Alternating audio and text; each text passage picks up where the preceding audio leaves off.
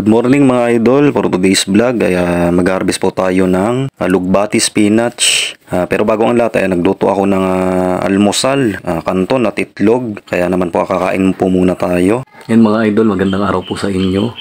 Yan mag-almusal po muna tayo. Ito meron tayong kanton at itlog. Ayan, nagluto po tayo. Yan tayo po kakain muna. At pagkatapos po nito ay mag-harvest po tayo ng alugbati spinach o yung malabar spinach, alugbati, ayan po. Dahil lulutuin po natin yan at ulam po natin para mamayang tanghalian. So ayan po, samahan nyo po ako sa ating panibagong video at panibagong vlog ngayong araw na to. Ayan, let's go guys. Kain po tayo, ayan. Mag-almusal muna tayo mga idol.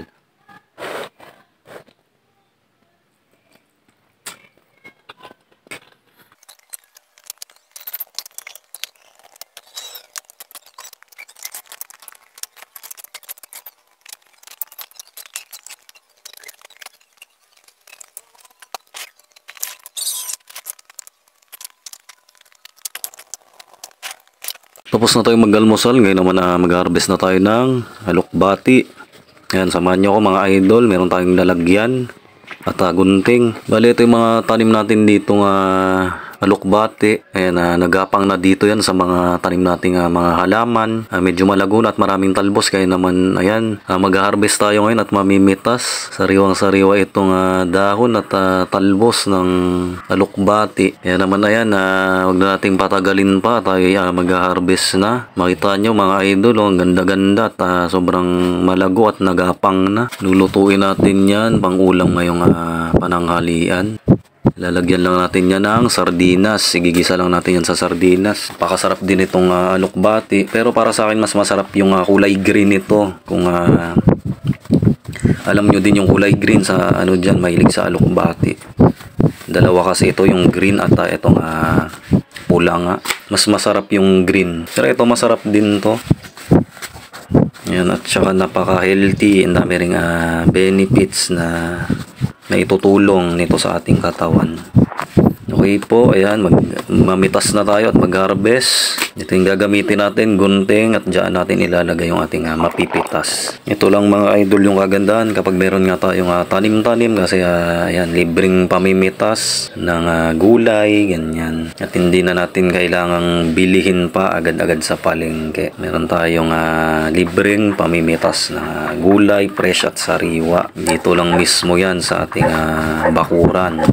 Ay nako po, sariwang-sariwa itong alugbati. Masarap din ito sa munggo. Ayan, kung saan pa man gisa-gisa, luan nyo ng kung ano-anong gulay. Di ba, panalo na. Napakasarap ng gulay. Pipitasin na po natin lahat yan. Lahat ng usbong at talbos para nang sa ganun ay magpapanibagong tutubuan po ulit yan ng panibagong usbong at talbos at mas lalago ang ating alugbati kasi pag tinatalbosan nga po ay mas magiging malago pa po ang ating alugbati kung ano mang mga gumagapang na like mga ganyan talbos ng kamote, kung ano-ano pang nagapang once na tinalbosan ay mas yayabong pa at lalago. Kaya naman ayan, ituloy natin yung ating pamimitas ng dahon o talbos ng alugbati.